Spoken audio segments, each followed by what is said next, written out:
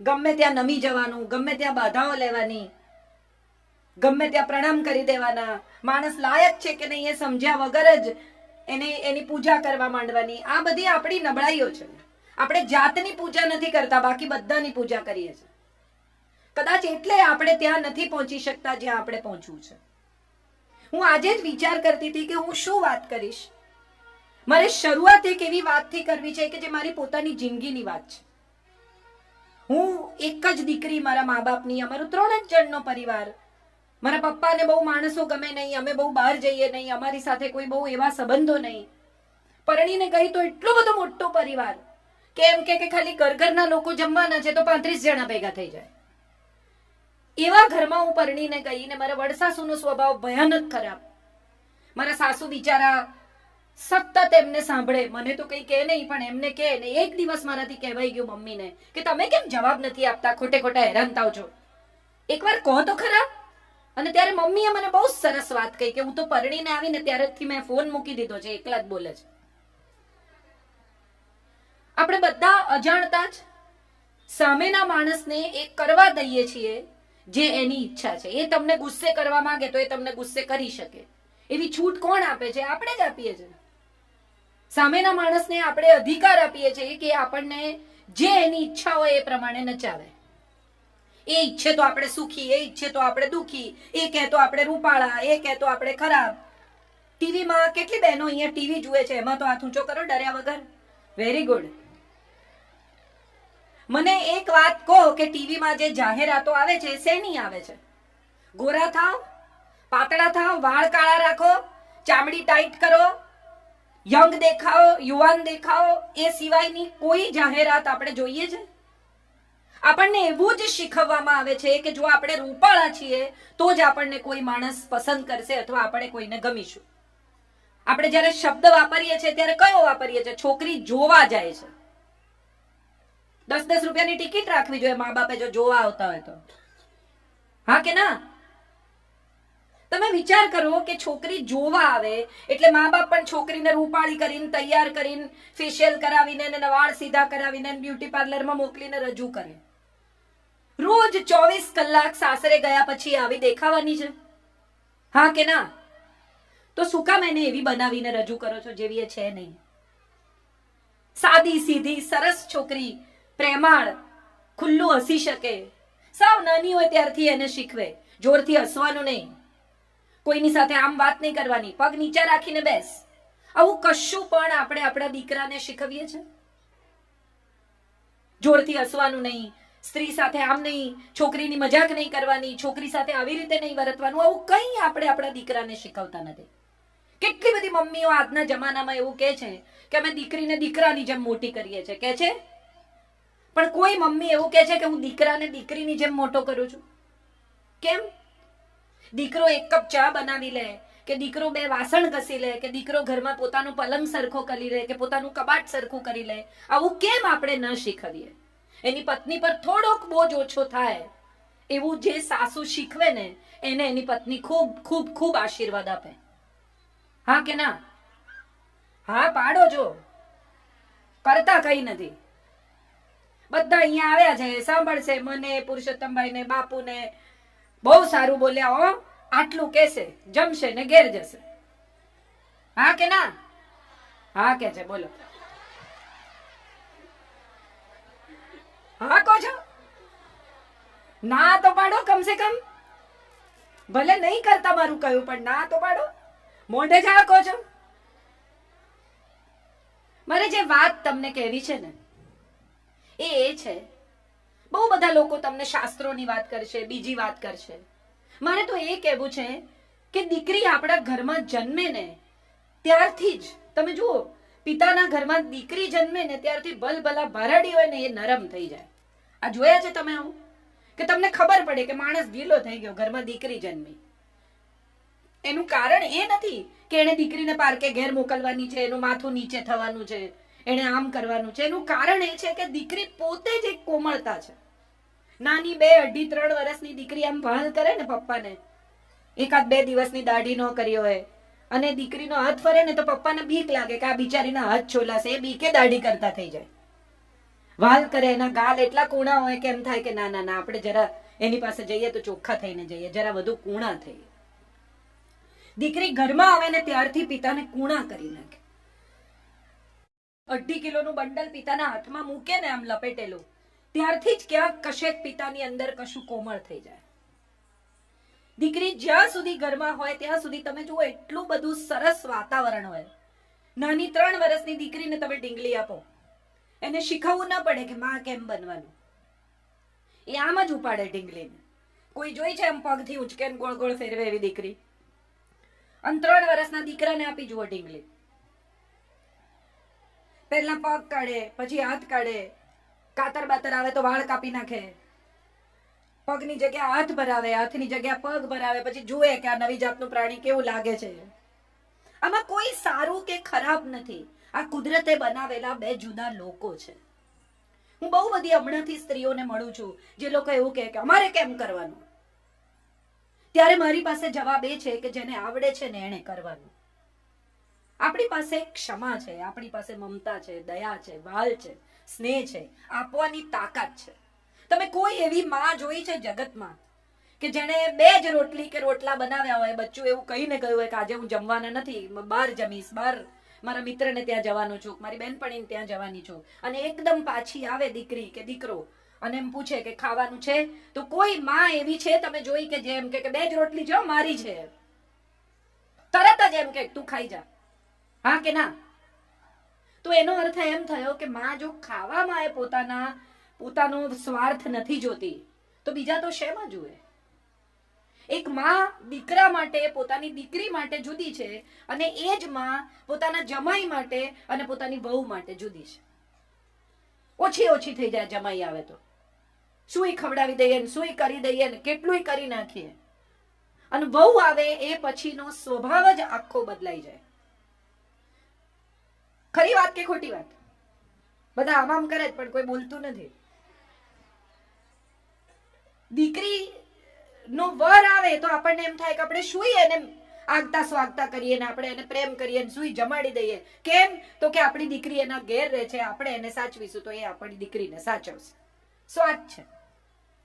પણ એ છોકરી જે બધું છોડીને આવી છે, એની અટક બદલાઈ ગઈ. ગઈકાલે 8 વાગે ઉઠતી હતી, એક રાતમાં સવારે 6:30 ઉઠવા માંડી. એ આપણને ખુશ કરવાનો ગમે એટલો પ્રયત્ન કરે, પણ આપણે એકદમ દુર્લભ દેવતા, આપણે ખુશ થઈએ નહીં.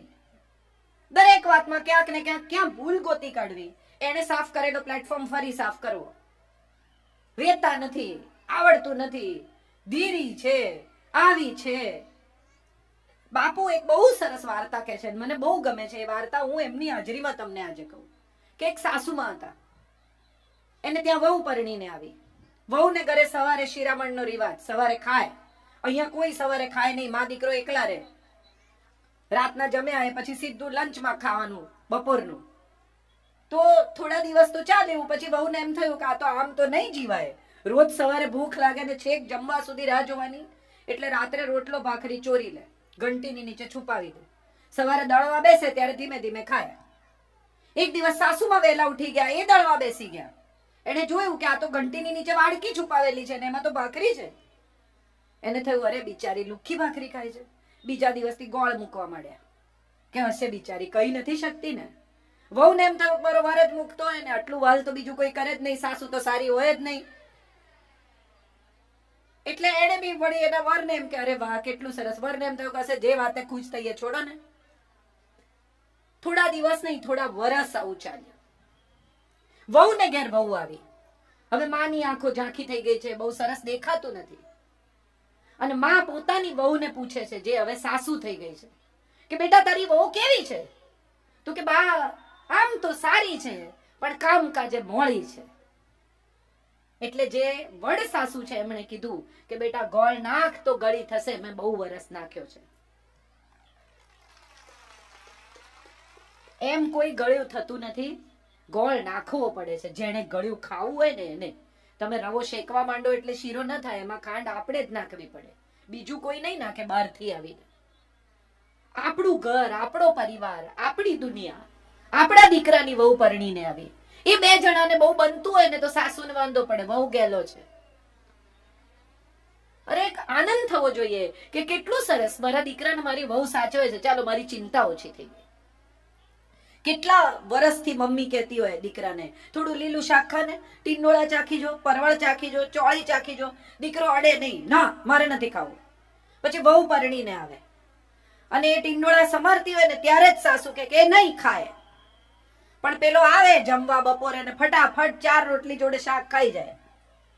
સાસુને પડે વાંધો કે મારે કીધે ન ખાધું. ખરેખર તો આનંદ થવો જોઈએ કે 25 વર્ષમાં જે કામ તમે ન કરી શકે એને 25 મિનિટમાં કરી નાખ્યું. હા કે ના? પણ વાંધો શું પડે? મારે કીધે ન ખાધું. એક સાસુમાં મંદિરથી પાછા આવતા હતા, એને રસ્તામાં ભિક્ષુક મળ્યા. એ ભિક્ષુકને જોઈને સાસુમાએ પૂછ્યું કે કેમ આજે ખાલી હાથે? તો કે ભાભી એ વહુએ ના પાડી તમારી કે ઘરમાં કાંઈ નથી. સાસુ કે એને ના પાડી, ચાલ મારી સાથે. આખી ગલી તડકામાં ક્રોસ કરાવીને ચાલીને છેક પેલી બાજુ લઈ ગયા કે ઉભો રે. અંદર ગયા, બહાર આવ્યા ને કે કઈ નથી, જા. અરે કે આટલું બધું ચાલીને તમે મને પાછો લાવ્યા ને હવે મને પૂછો છો કે કઈ નથી એવું કહો છો? સાસુ કે ના પાડનારી એ કોણ? હું બેઠી છું. એ ક્યાંથી ના પાડે? ના પાડવાની હશે તો હું જ પાડીશ.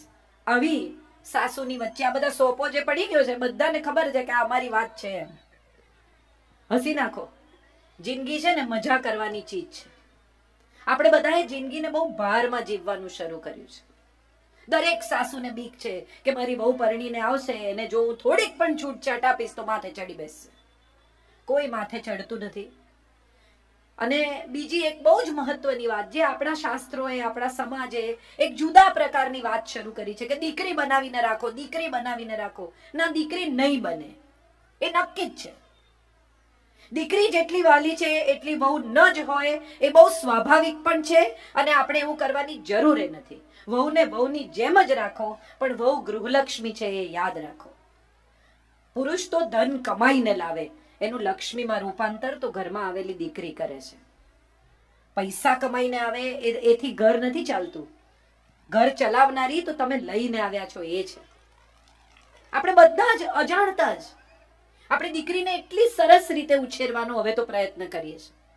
અમુક જાતની છૂટ આપીએ, અમુક રીતે મોટી કરીએ, એને ભણાવીએ, ગણાવીએ, આગળ વધારીએ અને પછી જ્યારે પરણાવવાની આવે ત્યારે દરેક મા બાપ એવું ઘર ગોતે કે જ્યાં એને એવી છૂટ મળે. મા બાપ ઘર જોવા જાય ને ત્યારે પાછા આવીને કે 6 એસી છે ઘરમાં, 2 ગાડી છે ઘરમાં. આ સુખ નથી, આ સગવડ છે. 2 ગાડી હોય એ સગવડ છે, 6 એસી હોય એ સગવડ છે, કપડા ધોવાનું મશીન હોય એ સગવડ છે, આ સુખ નથી. સુખ તો એ છે કે 2 જણાને એકબીજા સાથે સાંજે અડધો કલાક વાત કર્યા વિના ન ચાલે. સાંજના છેડે ભલે 11 વાગે આવે પણ 5 મિનિટ, 10 મિનિટ, 15 મિનિટ એની પત્ની સાથે વાત કરે. દિવસમાં 1 કલાક એને એવો ફાળવે કે બોલ તારે શું કહેવું છે? બહાર જવું છે? આટો મારવા લઈ જાઉં? ચાલવા જવું છે? ગમે તેટલા પૈસા કમાશે પણ વાપરવાનો સમય નહીં હોય ને તો એ દાંપત્ય ક્યારેય સુખી નહીં થાય. મારા એક મિત્ર છે, હંમેશા એવું કહે છે કે મારે 100 કરોડ રૂપિયા જોઈએ, મારે 100 કરોડ રૂપિયા જોઈએ. એક દિવસ મેં એને પૂછ્યું, મેં કીધું તારે શું કામ જોઈએ 100 કરોડ? ચાલ હિસાબ કરીએ. બિલ્ડર છે એટલે કે મારે અમદાવાદમાં સુપર બંગલો બાંધવો છે. મેં કીધું 25 કરોડ રૂપિયા. ચાલ પછી તો મને કે મારા પત્નીને દુનિયા બતાવી છે બિઝનેસ ક્લાસમાં. મેં કીધું બહુ સરસ. 5 બીજા. ચાલ પછી 30. તો કે મારા છોકરાઓને સારામાં સારી ફોરેન યુનિવર્સિટીમાં ભણાવવા છે. ચલ 5 બીજા. 35. પછી તો કે પછી વૃદ્ધાવસ્થા માટે બી કઈ જોઈએ. તો મેં કીધું ચાલ 40. પછી 40 એની પાસે આજે પણ છે પણ પેલા 60 કમાવાના ચક્કરમાં વાપરશે નહીં અને પત્નીના ઘૂંટણ જતા રહેશે ને ત્યારે એને માનસરોવર ને બદ્રી કેદાર લઈ જશે. આજે હમણાં જે કરવાનું છે ને એ આપણે કરી લેવાનું છે. કોઈ કે એટલે આપણે રૂપાળા, કોઈ કે એટલે આપણે સરસ, કોઈ કે એટલે આપણી રસોઈ સરસ. ઘરમાં મહેમાન જમવા આવ્યા હોય ને પતિના મિત્ર આવ્યા હોય એટલે પત્ની કે જમવા બેસે ત્યારે કે ભાભી તમારી દાળ બહુ સરસ, એટલે તરત કે એમને કહો. એમને શું કહેવાનું? એ રોજ જ ખાય છે પણ એ વખાણ નથી કરતા તો નથી કરતા. જેને કર્યા એનો આભાર માનો.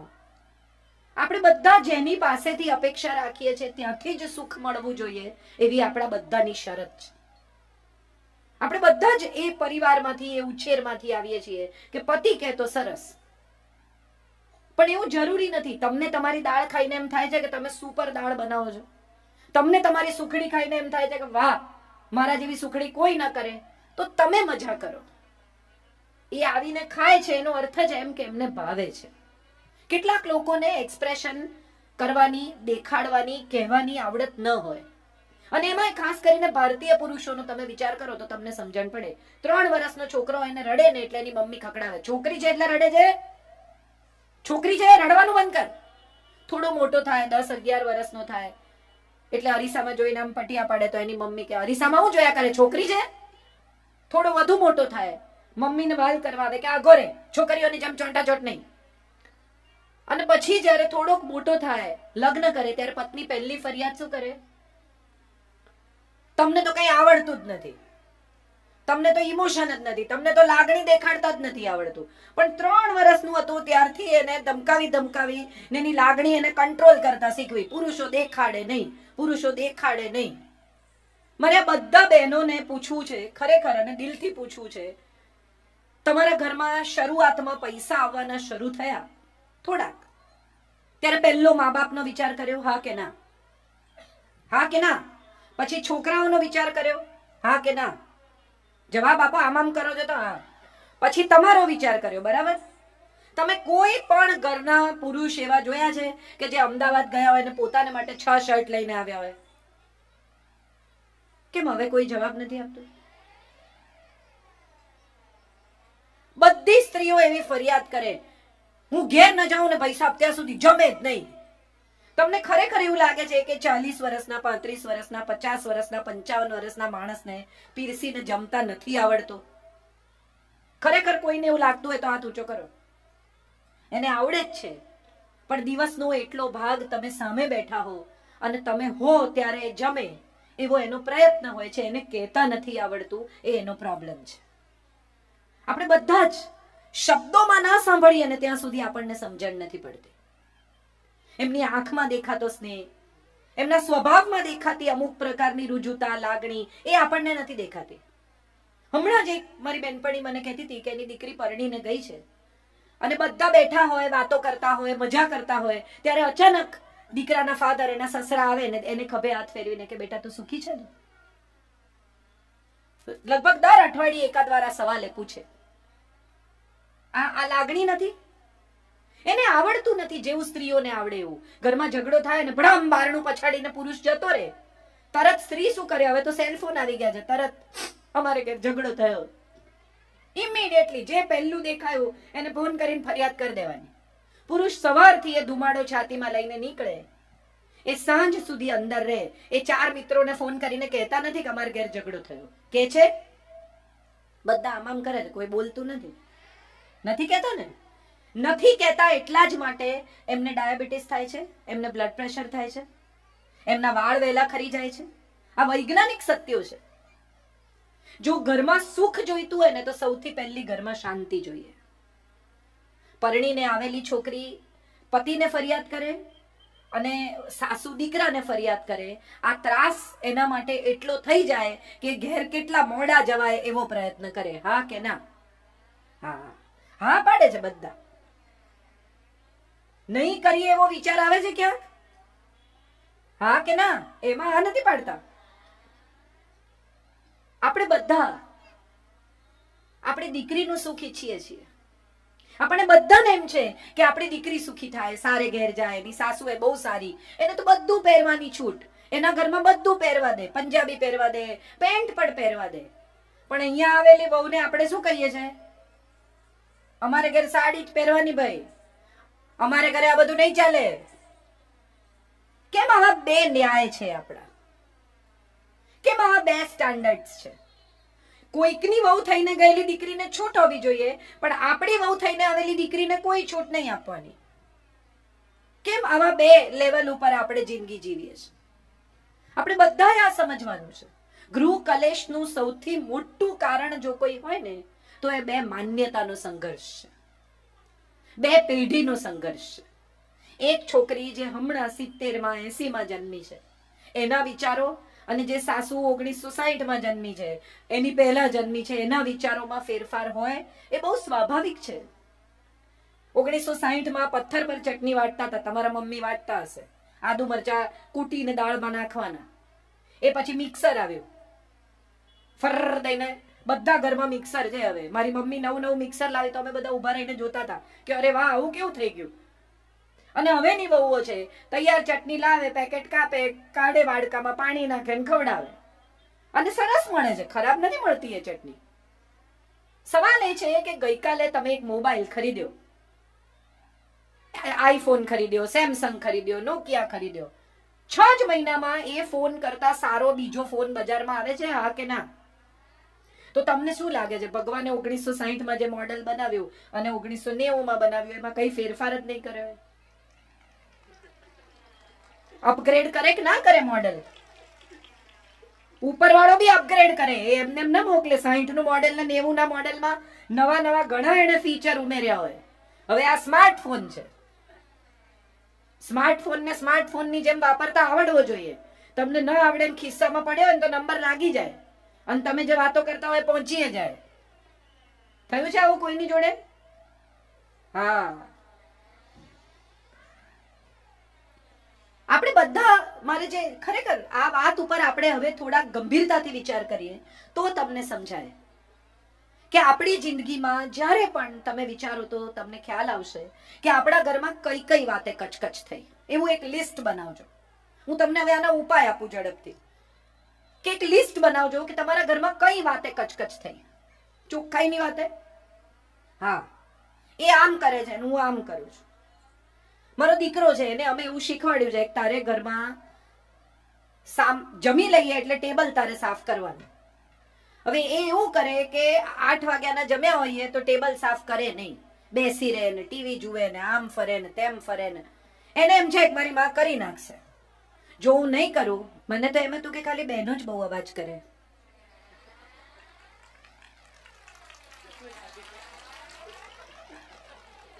પણ એવું નથી. આપણને કેટલું બધા નથી કહેતા કચકચ કચકચ કરે, આપણો ટાઈમ આવે તો આપણે કહી દેવાનું, એમ થોડી છોડાય. મજાની વાત મારે જે તમારી સાથે કરવી છે કે તમારા ઘરમાં કઈ કઈ વાતે કચકચ થાય છે, અથવા કઈ કઈ વાતે કકળાટ થાય છે, દીકરી સાથે પણ અને વહુ સાથે પણ. એનું લિસ્ટ બનાવશો ને તો તમને સમજાશે કે તમે તમારા વિચારો બદલ્યા નથી ને એટલે કચકચ થાય છે. ઉછરી રહેલી દીકરી હોય, 13, 14, 15 વર્ષની, મોબાઈલ આપણે જ આપ્યો હોય, પછી એ કોઈની પણ સાથે મોબાઈલ પર વાત કરતી હોય એટલે આપણા કાન ચાર થાય. કોણ છે, કોની જોડે વાત કરે છે, ક્યાં જાય છે, એવી કેવી બેનપણી છે, અહીંયા લઈ આવો, મને મળાવો. બેનપણીને ઘેર ફોન કરે, આવી છે. આવી પોલીસગીરી કરવાથી તમે જો એમ માનતા હો કે તમારી દીકરીને તમે સંસ્કાર આપી શકશો તો આ તમારી ભૂલ છે. પોલીસ થવાથી કઈ નહીં થાય, પ્રેમ કરવાથી થશે.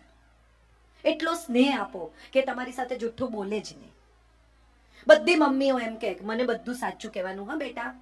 પછી 14-15 વર્ષની છોકરી એમ કે મારી ક્લાસમાં એક છોકરી છે ને એને અમારા ક્લાસનો એક છોકરો ગમે છે. આ બિચારી સ્નેહથી તમને સાચું કહેવા ગઈ, એમાં મમ્મીના ડોળા ફરી ગયા. તને નથી ને કોઈ ગમતો, એ એના ક્લાસની વાત કરે છે. તમે એને ક્યાં, જે મગજમાં વિચાર છે પણ નહીં એ તમે નાખ્યો. આ એના મનમાં નથી. એ તો નિર્દોષ ભાવે તમારી સાથે કશુંક શેર કરે છે, તમને કશું કહે છે. પહેલા તો ધીરજથી સાંભળો. બાપુ આપણી વચ્ચે છે. મને ખરેખર આજે આ વાત અહીંયા એમની હાજરીમાં કહેવી છે કે જ્યારે અસ્મિતા પર્વ હોય છે કે ક્યાંય પણ, અત્યારે પણ કેટલા નિરાંતે શાંતિથી એક સારા શ્રોતા થઈને સાંભળે છે. પોતે પ્રખર વક્તા છે, બાપુને સાંભળવા આખી દુનિયા આવે છે, અને છતાંય ધીરજથી સાંભળી શકે છે. મોટા ભાગની મમ્મીઓ, માતાઓ સાંભળી જ શકતી નથી. દીકરી કંઈ કહેવાનું શરૂ કરે એટલે તરત એને કહે તાર દફતર ઠેકાણે મૂકી દે, તારા કપડા વાળીને મૂકી દે, હા પછી સાંભળું છું, પહેલા આટલું કરી નાખ, પહેલા આ કરી નાખ, પહેલા આ ગોઠવી દે. એ એના ઉમળકાથી, એના ભાવથી એની માં સાથે પોતાના હૃદયની કોઈ વાત, પોતાની લાગણી વહેંચવા આવીશ. આખો દિવસ શું સ્કૂલની વાતો કરવાની, ચાલ તારું કામ કર, ભણવા બેસ. એને માટે જો તમે ઉત્તમ બહેનપણી બની શકો ને તો તમારી દીકરી ક્યારેય એવું કંઈ નહીં કરે જેના કારણે તમારે નીચું જવું પડે. આપણો પ્રોબ્લેમ એ છે કે આપણે માં જ બનીએ છીએ, આપણે મિત્ર બની જ નથી શકતા. અને માં એટલે શંકાશીલ, આખો દિવસ એના પર નજર રાખતી માં. માં એટલે એવી માં નહીં કે જે એની સાથે સ્નેહથી, પ્રેમથી, વહાલથી વર્તે. એનો કોઈ મિત્ર હોય, દાખલા તરીકે ક્લાસનો કોઈ છોકરો છે, એની સાથે એને ફાવે છે. એક છોકરા સાથે વાતો કરવી એ ગુનો નથી. આજના જમાનામાં તો નથી જ. સૌથી પહેલું આપણે શું કરીએ છીએ, જો આપણે પાટીદાર છીએ, આ બધા વાણિયા બામણ જોડે બહુ આપણે ભેગા નહીં થવાનું. ના, આ વિચાર એના મનમાં છે જ નહીં. એ તો નિર્દોષ છે, એનો મિત્ર છે, એ વાતો કરે છે, એની સાથે બહુ તો નોટ એક્સચેન્જ કરે છે. આ વિચાર એના મગજમાં આપણે જ નાખ્યો અને પછી આપણને શંકા પડે છે કે શું કરે છે, ક્યાં જાય છે, કોને મળે છે. તો એ ત્યાંથી શરૂ થાય છે આપણો પ્રશ્ન. દીકરીને આપણે આખો વખત જ્યારે પણ જુઓ ત્યારે એના ઉપર શંકા કરવાની, એને બહાર નહીં જવા દેવાની, એની બેનપણીઓમાં શંકા કરવાની. અને પછી એ જ્યારે જુઠ્ઠું બોલવા માંડે, જ્યારે કોઈ છોકરાના પ્રેમમાં પડે, ત્યારે આપણને બહુ અફસોસ થાય. ભાગી જાય, ખોટું પાત્ર પસંદ કરે, ત્યારે આપણને બહુ અફસોસ થાય કે અરે રે, અમે આટલું કર્યું, અમે આટલા સંસ્કાર આપ્યા. સંસ્કાર એટલે મંદિર લઈ જવી, દીવો કરાવવો, કથા સાંભળવા લઈ જવી, પંજાબી પહેરાવવું, આ સંસ્કાર નથી. આ તો બધી બાહ્ય ઉપચાર છે. સંસ્કાર તો ભીતરથી પ્રગટે છે. અને ભીતરથી પ્રગટાવવા માટે સૌથી અગત્યની વાત એ છે કે માં પોતે ખૂબ શાંતિથી, ધીરજથી અને પ્રેમથી દીકરી સાથે વર્તે. આ આપણા સમાજમાં નથી થતું. દીકરીને એટલું બધું ભણાવે, એટલી બધી ફટવે, પછી બીજે ઘેર જાય ત્યારે એને ફાવે નહીં. અને એમાં હવે આ એક મોબાઈલ આવ્યો છે. બધી મમ્મીઓ સવારના પોરમાં દીકરીને ઘેર ફોન કરીને એનો સંસાર ચલાવે. હા કે ના? હા તો બધા પાડે જ છે. તારે ઘેર શું બનાવ્યું છે, કોણ આવેલું, શું વ્યવહાર કર્યો, તે એને શું આપ્યું, એને તમને શું આપ્યું, એને આપણા લગ્નમાં ક્યાં કવર આપ્યું છે. એ એના ઘેર ગઈ છે, એના સાસરે ગઈ છે, એના પરિવાર સાથે સુખી થાય એવો પ્રયત્ન કરવાની માતા પિતાની ફરજ છે. એના સંસારમાં દખલ કરવાથી છૂટાછેડા થયા વગર નહીં રહે. અને પછી મમ્મી એમ કે છૂટાછેડા થયા, અમે તો બધું આપ્યું. વસ્તુ આપવાથી કોઈ ક્યારેય સુખી થતું નથી. વિચાર આપવાથી સુખી થાય છે. આપણે આ વિચાર નથી આપતા, વસ્તુઓથી એનું ઘર ભરી દઈએ છે. માટે કદાચ આ પ્રશ્ન થાય છે. પરણીને આવી જે વહુ, એની સાથે પણ આપણે એ જ વ્યવહાર કરીએ છીએ, કડક એકદમ. એને જરાય ઢીલી નહીં પડવા દેવાની, જરાય શાંતિથી. એને પોતાનું ઘર લાગે જ નહીં. સોફામાં બેઠી હોય અને જો બહારથી આવ્યા, કેમ પગ ઉપર લઈને બેઠી છે, કેમ આમ કરે છે, શાક નથી સમાર્યું, બેસી રહી છે, આમ નથી કર્યું. સતત કચકચથી ક્યારેય કોઈ આપણું થતું નથી. ઘરના નોકરે ભાગી જાય તો આ તો વહુ છે. આખો દિવસ જો કચકચ કરીએ ને તો ઘરમાં કામ કરતો માણસે ભાગી જાય કે આમની જોડે નહીં રહેવાય, તો આ તો વહુ છે.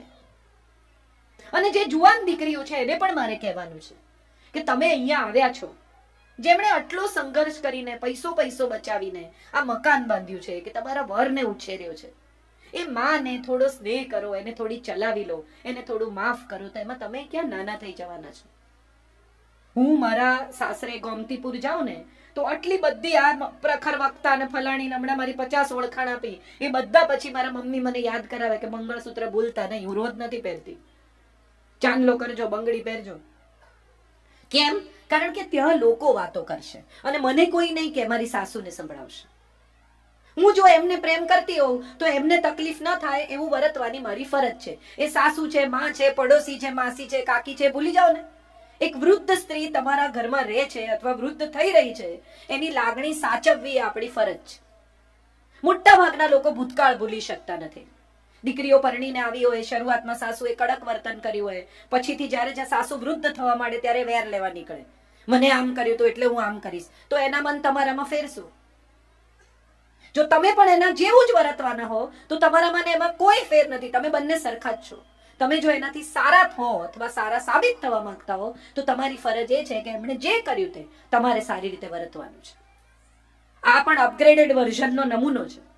જૂના ફોન તમારે આમ દબાવીને કરવા પડે, સ્માર્ટફોન આમ કરે. તો તમે સ્માર્ટફોન છો કે જૂનું ડબલું એ તમારે જ નક્કી કરવાનું. જો તમે સ્માર્ટફોન હો તો સ્માર્ટફોનની જેમ વર્તો. જો તમે નવી પેઢીની દીકરી હો તો નવી પેઢીની દીકરીઓ આવા બધા વેર ઝેરમાં, જૂના અમુક પ્રકારના કચકચમાં નથી પડતી. નવી પેઢીની દીકરીઓ નવી દિશામાં, નવા સૂર્ય સાથે આવી છે. એમણે નવું વિચારવાનું છે. જો 60 વર્ષની સાસુ જેવું વર્તી એવું જ તમે વર્તવાના હો તો તમારી માનસિક ઉંમર 60 જ વર્ષની છે, તમારી માનસિક ઉંમર 20 વર્ષની નથી. અને કેવી વાતમાં છૂટાછેડા થાય છે. હમણાં જ મને ખબર છે કોઈકના ઘરે છૂટાછેડા થયા, મને એટલું હસવું આવ્યું. એને 5 વર્ષ પછી એવી ખબર પડી કે એનો વર કાંદા લસણ ખાય છે. આવી વાતમાં એને બેગેજ ભરીને પોતાના ઘેર જતી રહી. ત્યારે સવાલ એ થાય કે કાંદા લસણ ખાવા કે અમુક રીતે જીવવું કે અમુક પ્રકારની જિંદગી જીવવી એ આપણા સ્નેહની વચ્ચે કેવી રીતે આવે? 5 વર્ષ તમે જે માણસ સાથે જીવ્યા, જે પરિવાર સાથે જીવ્યા, એને તમને થોડોક સમય પણ એવો નથી આપ્યો કે જે તમને ઘર સાથે પરિવાર સાથે બાંધે. તમારી લાગણી, તમારા સપ્તપદીના વચન. પરણતી વખતે તમને બધાને ખબર હશે, જેટલા વિધિસર પરણ્યા છે બધાને, કે 3 ફેરા ફર્યા પછી ચોથા ફેરામાં એમ કે બેન હવે તમે ડાબી બાજુ આવો, અને બેન બી બધું આમ સાચવીને છેડાછેડી લઈને ડાબી બાજુ આવી જાય. પૂછે નહીં કેમ. બ્રાહ્મણે કીધું ને આપણે કર્યું. જાજી બુદ્ધિ ક્યાં વાપરવી છે? કેટલી સુંદર વાત છે આપણા શાસ્ત્રની કે તમારી પાસે બધા અંગ 2 છે. 2 આંતરડા, 2 ફેફસા, 2 મગજ, બધું જ 2 અંગૂઠા, 2 હાથ, 2 પગ, હૃદય 1 છે. અને 3 ફેરા ફર્યા પછી એ હૃદય તમને સોંપે છે. જેણે તમને હૃદય સોંપ્યું એને દુખી કરવાનો અધિકાર આપણને આપ્યો કોણે?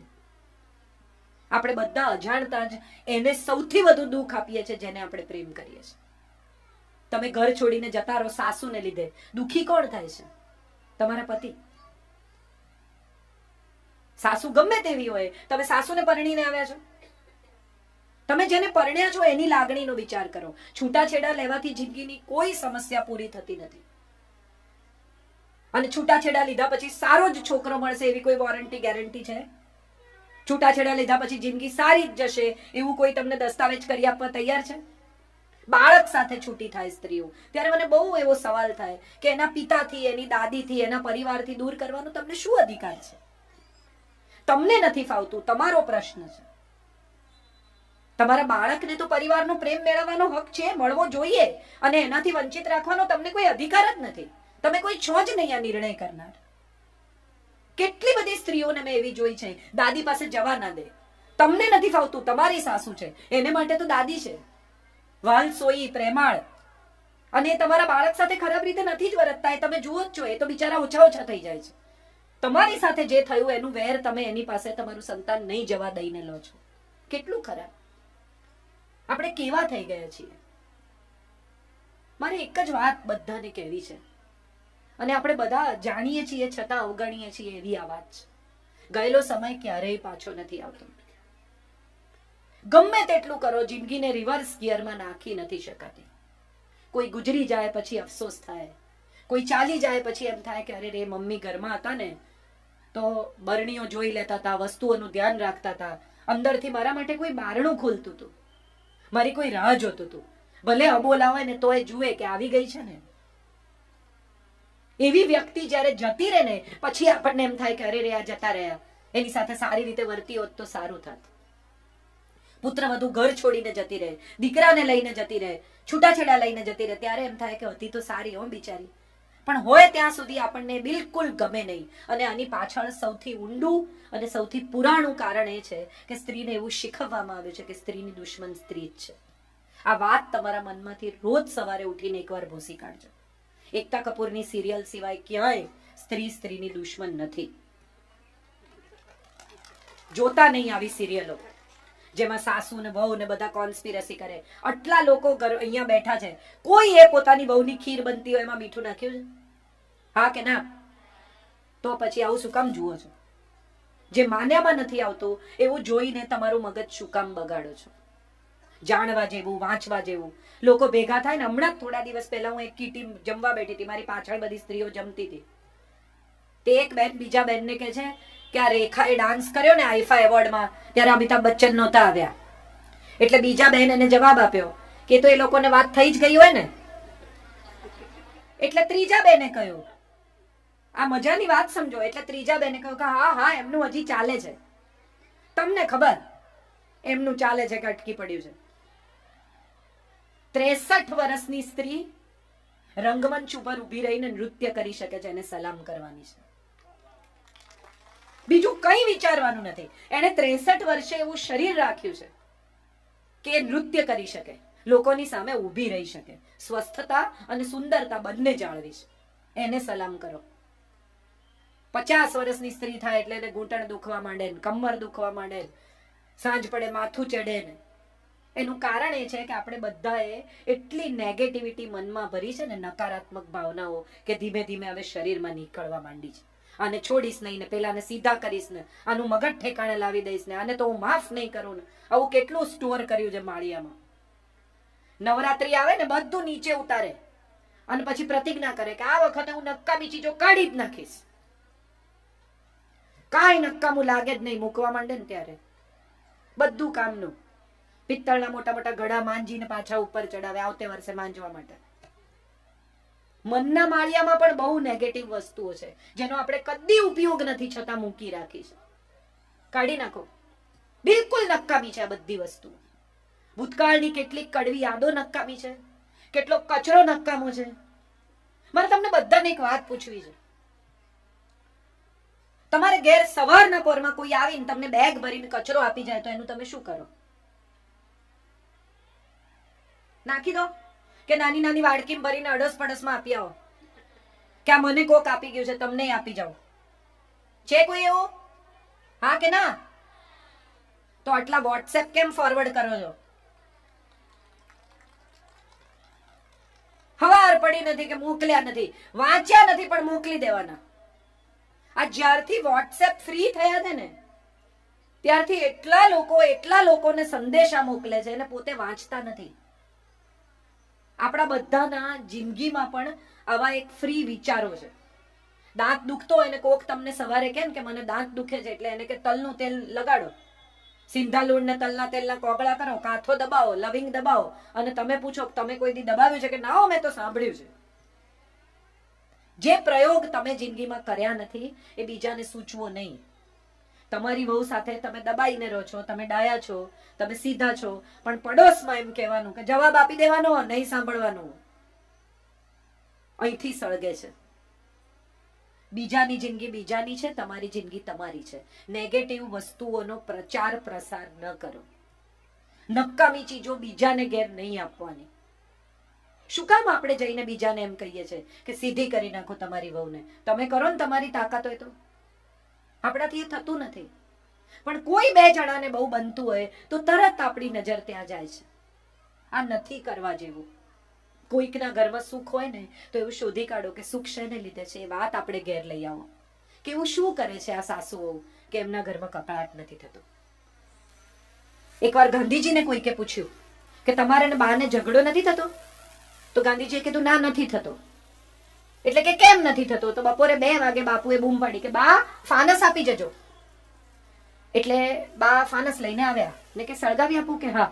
સળગાવીને મૂકીને ગયા. એટલે જેમણે પૂછ્યું તો એમણે કીધું કે વાહ વાહ, બધું તમારું કયું માને એટલે ઝઘડો ન થાય. કે ના, એવું નથી. તમે જશો ને પછી આવીને મને પૂછશે કે મગજ ઠેકાણે છે ને, બપોરે 2 વાગે ફાનસ સળગાવો છો. અમે ત્રીજા માણસની સામે નથી ઝઘડતા. મોટા ભાગના લોકોનો પ્રશ્ન એ છે કે એમની જિંદગીમાં ત્રીજો માણસ જ સૌથી મહત્વનો છે. સાથે રહેવાનું આપણે સાસુ વહુએ, માં દીકરીએ, પણ બહારનું કોઈ આવીને એમ કે સંભાળજો, જમાનો બહુ ખરાબ છે, એટલે તરત માનું મગજ ફરી જાય. ડાઈ દીકરી, સમજદાર દીકરી, કયાગરી દીકરી, પણ જો કોઈ આવીને એમ કહ્યું તમારી દીકરીને કોઈકની સાથે સાયકલ પર અહીંયા જોઈતી, કે તમારી દીકરીને અહીંયા કોકની સાથે આઈસ્ક્રીમ ખાતી જોઈતી, એટલે પૂછ્યા વગર માં મગજ ગુમાવીને કોણ હતું કરીને એનો જીવ ખાઈ જાય. કોઈ શું કે છે મહત્વનું નથી. તમને તમારા સંસ્કારમાં, તમારી સભ્યતામાં, તમારા ઉછેરમાં ભરોસો છે? તમારી દીકરી ખોટું ન કરે એવો વિશ્વાસ છે? તો એ ઘરે આવે ત્યારે સ્નેહથી પૂછો કે બેટા બહાર ઊભી હતી કોઈની સાથે? આટલું જ પૂછવાનું છે. અને તમે જુઓ તમારી દીકરી તમને જવાબ આપ્યા વગર નહીં રહે. આપણે બધા અજાણતા એવું માની લઈએ છે કે સંબંધ તોડી નાખવો ને એ જ જિંદગીનો છેલ્લો છેડો છે. દીકરી ભાગી જાય, મા બાપને કહે નહીં, કોલેજની બહાર ઉભેલા છેલ બટાવ છોકરાઓ હોય, ચશ્મા પહેરે, ચાવી ફેરવે, 2 બટન ખુલ્લા રાખે, આમ વાળ ઓળે, એટલે છોકરીને ફિલ્મના હીરો જેવા લાગે. પણ આ ફિલ્મનો હીરો જિંદગીમાં ઝીરો છે. એક પૈસો કમાતો નથી એવી તમને ત્યારે ખબર પડે કે જ્યારે તમે એની સાથે ભાગી જાઓ, ઘેર પાછા જવાની જગ્યા ના હોય એવું છોડીને. એના ઘર પરિવારના માણસોને કેમ નથી મળાવતો? જો ખરેખર સાચે જેન્યુઇન સારો છોકરો છે તો એ કેમ ખાલી તમારી જોડે ફોન પર જ વાત કરે છે? કોણ છે એના મા બાપ? ક્યાં રહે છે? શું કરે છે? તપાસ કરો. એક દિવસ એના ઘરે પહોંચી જાઓ અચાનક. કેવી રીતે આવકારે છે તમને જુઓ તમે. એના ઘરમાં એને કીધું છે કે તમે એના મિત્ર છો? ના. બધી દીકરીઓને આજે અહીંયા જેટલી બેઠી છે એટલી દીકરીઓને મારે કહેવાનું છે કે જે જોવાથી થાય ને એને તો આકર્ષણ કહેવાય, જે જાણવાથી થાય ને એને પ્રેમ કહેવાય. ઓળખો માણસને. એમ રાતોરાત કોઈની સાથે ફિલ્મની જેમ પ્રેમ નથી થતો. અને પિક્ચરમાં ભાગી ગયેલા લોકોને જંગલમાં ઘરો બાંધવાની જગ્યા મળી જાય છે. અહીંયા તો નાનું લાકડું કાપો ને તો એ ફોરેસ્ટ ડિપાર્ટમેન્ટ વાળા આવશે પકડવા. કઈ નહીં થાય. આવા જંગલમાં મકાનો ઊભા નહીં થાય અને આવી હોટેલોમાં જગ્યા નહીં મળે ને મોટરસાયકલનું પેટ્રોલ ખાલી 50 કિલોમીટર ચાલશે. પછી ક્યાંથી લાવશો? જિંદગીની રિયાલિટી બહુ કડવી છે અને સચ્ચાઈઓ બહુ જ અઘરી છે જીવવી. આ અઘરી સચ્ચાઈઓ તમારી દીકરીને સમજાવવાની એક માં તરીકે તમારી ફરજ છે. શંકા કરવાને બદલે એને સમજાવો કે અમે તારા પર શંકા નથી કરતા, અમે જમાનાથી ડરીએ છીએ, અમે લોકોથી ડરીએ છીએ. એક દીકરી ઘેર આવે ડરેલી અને માને એમ કે છોકરો મારી પાછળ આવે છે કે કાલથી 2 દિવસ જતી જ નહીં. કેમ 2 દિવસ ન જાય? એ કેમ ઘરમાં બેસી રહે? એને એમ કહેવાનું કે સ્કૂટર ઊભું રાખ, સાયકલ ઊભી રાખ. છોકરાને એમ કે ચાલ મારા પપ્પાને મળવા આવું જ મારી સાથે. ડરવાનું શું? એક છોકરીને કોઈ છેડી જાય, એની સાથે કોઈક અમુક પ્રકારનું ખરાબ વર્તન કરે તો મમ્મી કોઈને કહેવાનું નહીં. કેમ નહીં કહેવાનું? એનો શું વાંક છે? અને ઉપર જતા પાછી મમ્મી એમ કે તું આવા કપડાં પહેરીને રાતે ફરે છે ને એટલે આવું થાય છે. એને શું પહેરવું, શું ખાવું, એના ઉપર સમાજનો કંટ્રોલ છે. મર્યાદા ભીતર છે, મર્યાદા વસ્ત્રોમાં નથી. આપણી બધી જેટલી સ્ત્રીઓ પુરાણોની તમે જોઈ એ બધી કંચુકી પહેરતી હતી, ઓફ શોલ્ડર બ્લાઉઝ, અને આટલી કમર ખુલ્લી રહે ને નીચે ધોતીને ઉપર વસ્ત્ર લેતી હતી. આટલું શરીર ખુલ્લું રહેતું હતું, પણ કોઈની તાકાત હતી કે એમની સાથે કોઈ છેડખાની કરે? દ્રૌપદીની આંખમાં એ તેજ હશે કે દુશાસને પોતાના હાથ નીચે નાખી દીધા. કૃષ્ણ તો આવ્યા હશે કે નહીં કોને ખબર. એની આંખમાં એ તેજ હશે કે દુશાસન કપડા ન ખેંચી શકે. હું તો હંમેશા એવું માનું છું. દીકરીની આંખમાં એ તેજનો જન્મ થવો જોઈએ. આપણે અનસુયાના દેશની સ્ત્રીઓ છીએ, આપણે લક્ષ્મીબાઈની દીકરીઓ છીએ. આપણે ક્યાં પહોંચી ગયા? આ ટીવી સિરિયલો, આ સિનેમા, આ પ્રેમમાં પડવું, આ ભાગી જવું. પ્રેમ તો આપતા શીખવે. જેમણે ઉછેર્યા, આટલા મોટા કર્યા, ખવડાવ્યું, પીવડાવ્યું, ભણાવ્યા, એના પ્રત્યેની ફરજ ભૂલીને ભાગી જાય એને પ્રેમ ન કહેવાય, એને સ્વાર્થ કહેવાય. એને પ્રેમ ન કહેવાય. હું આવા પ્રેમને બિલકુલ માનતી નથી. અને સ્વાર્થ હંમેશા એનો રસ્તો શોધે જ છે. તમારે એ સ્વાર્થનો જવાબ આપવો જ પડે છે, કારણ કે તમારા મા બાપના આંસુ છે ને, એ એક આંસુ તમને જિંદગીનું એક વર્ષ ખરાબ કરી નાખશે. આ યાદ રાખજો. આ બધું મારે જુવાન દીકરીઓને, આપણી બાળકીઓને, આપણી જુવાન થઈ રહેલી દીકરીઓને કહેવાનું છે કે માને આપણે કહીએ છીએ ને તું ચૂપ રહે, તને ના સમજ પડે. એ માં તમને ત્યારે સમજતી હતી કે જ્યારે તમારી પાસે ભાષા પણ નહોતી. એને શું ન સમજ પડે? એને બધી સમજ પડે. તમે ઘરમાં આવીને ચપ્પલ કાઢો ને માને ખબર પડે કે આમાં શું બદલાયું છે. માં પાસે નજર છે. એવા વહેમમાં નહીં રહેતા. આ તો એનો પ્રેમ છે કે તમને એ વહેમમાં રહેવા દે છે. બાકી તમને સ્કેન કરે છે તમારી માની નજર. જરાક કંઈ ખોટું થયું હશે ને તો તમારી માને ખબર પડ્યા વગર નહીં રહે, કારણ કે નાળનો સંબંધ છે. એના પેટમાં રહ્યા છો તમે 9 મહિના. એટલે માને છેતરવાનો વિચાર તો છોડી જ દેજો. છેલ્લી વાત કહીને મારી વાત પૂરી કરું. મારી પોતાની જિંદગીનો દાખલો મારે તમને આપવો છે. મારી માને દીકરાની બહુ ઝંખના હતી. હું એક જ સંતાન, ને પછી મારા પિતાએ એવું નક્કી કર્યું કે હવે સંતાન નહીં જોઈએ. એટલે એક જ દીકરી હું મારા માતા પિતાની. મારા પિતાએ મને ખૂબ જુદી રીતે ઉછેરી. આજથી 50 વર્ષ પહેલા ગુજરાતી દીકરી નહીં ઉછરી હોય એવી રીતે હું ઉછરી. મારા પિતાને કેન્સર થયું અને ત્યારે મારી માએ રડીને મને એમ કહ્યું કે તું એકલા હાથે શું કરીશ. મારા પિતાને બધા જ ઓળખે છે, પુરુષોત્તમભાઈ બાપુ. એવી કોઈ બચત નહીં, એવી કોઈ આવક નહીં. અને ત્યારે મારી માએ રડીને એમ કહ્યું કે અરે રે, એક દીકરો હોત તો. એ પછી જે રીતે મેં એમની સેવા કરી, કે જે રીતે એમને વિદાય આપી, એ જોઈને લગભગ દરેક માણસે એમ કહ્યું કે એક દીકરો હોત ને તો પણ આટલું તો ન જ કરી શક્યો હોત. મારા વખાણ નથી, મારે તમને એ કહેવાનું ના, મારા માટે તાળી ના પાડશો, મારે તમને એ કહેવાનું છે કે તમારી દરેક દીકરીમાં એ શક્તિ છે. એ શક્તિને બહાર આવવા દેજો. તમારી પુત્ર વધુ પણ દીકરા બરોબર ઊભી રહી શકશે, કારણ કે એને પુત્ર વધુ કહેવાય છે. પુત્રથી વધુ છે તે પુત્ર વધુ. જે દીકરાથી પણ વધારે છે એવી તમે લઈને આવ્યા છો તો એને સ્નેહથી રાખજો. ઘરની ગૃહલક્ષ્મીને સાચવીને, સંભાળીને, સ્નેહથી, જતનથી રાખશો ને. તમે પૈસા કેવા તિજોરીમાં રાખો છો, છૂટા આમ ફેંકી દો છો ક્યાંય? દાગીના કેવા તિજોરીમાં રાખો છો? આ પણ લક્ષ્મી છે. એને જેમ સાચવીને રાખશો, જેમ સંભાળીને રાખશો, એમ વધુ તમારી સેવા કરશે, તમને વધુ સ્નેહ કરશે, તમને વધુ સુખ